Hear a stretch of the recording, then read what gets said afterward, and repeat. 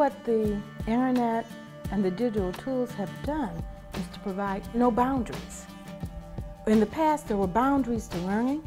There were boundaries to how much students could access, which meant there was a cap on what children could learn and how high they can achieve. You know how to do this?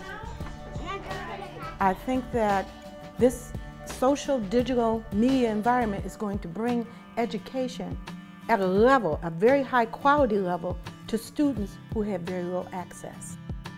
Amigo, no te invitó a la fiesta. The Aspen Task Force on Learning and the Internet is a group of individuals from a variety of fields. The mission of the task force is for all of us to come together to look at this issue about the internet and learning. How do we help students have access to the internet anywhere, anytime, in a secure environment? Is there a difference between young learners and older learners in terms of the information flow or what they should have access to? How are educators at all levels looking at their role and what should it be? What about all the data that we're generating?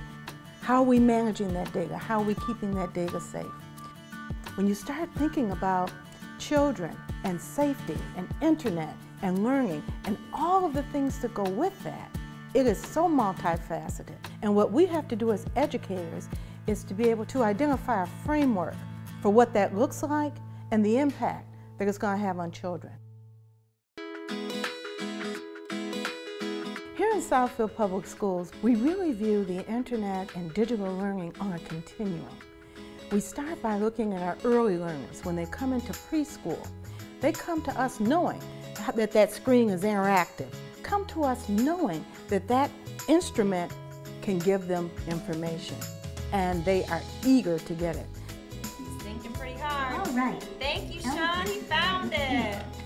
When you move on to elementary and middle school, you'll start to see them using the tool as a vehicle to get knowledge, as a vehicle to help create new contexts of learning. But by the time you get to high school, you'll see students using various software to create projects and information. I have my individual classes. I teach 3 different classes. It has all of their class resources. When Miss Lewis grades our assignments, instead of having to wait for her to pass it out, or we can see it immediately, it's on there, it's live. Flipping the classroom, the basic idea is to take what normally would have been done in class and what normally would have been done at home and swap them.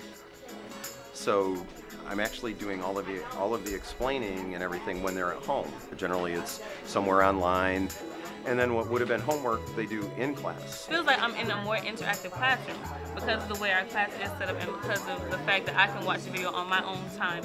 The most valuable skill that the internet in the classroom develops is really problem solving. It allows students not to have to spend time looking for information. Instead, all of that is there. They can then take that information and figure out how to solve a problem, or more importantly, to create new knowledge.